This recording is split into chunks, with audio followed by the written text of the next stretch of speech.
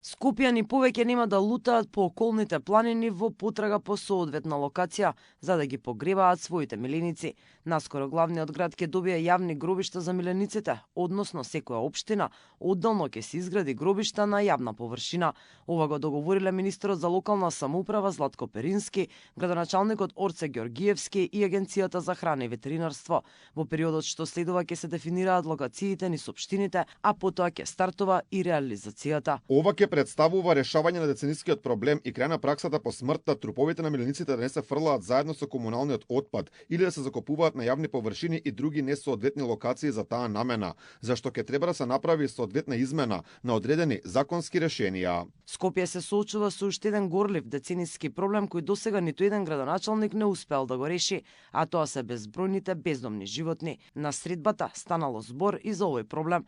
Ѓоргиевски понудил во расчистувањето на состојбата да се вклучат инспектори и редари од општините.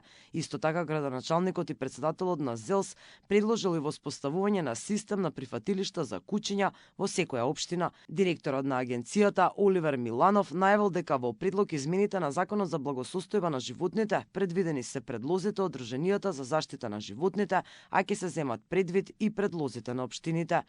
Агенцијата за храна и ветеринарство ќе им излезе во пресред на локалните самоуправи и ќе им помогне на општините во однос на решавање на техничките прашања при воспоставувањето на системот на контрола на популацијата бездомни кучиња во согласност со можностите, надлежноста и овластувањата на АХВ. За прв пат градската власт пристапува со системско решение за овој долгогодишен проблем. Во Париз гробиштата за миленици постојат од 1899 година и представуваат историско обележје на градот.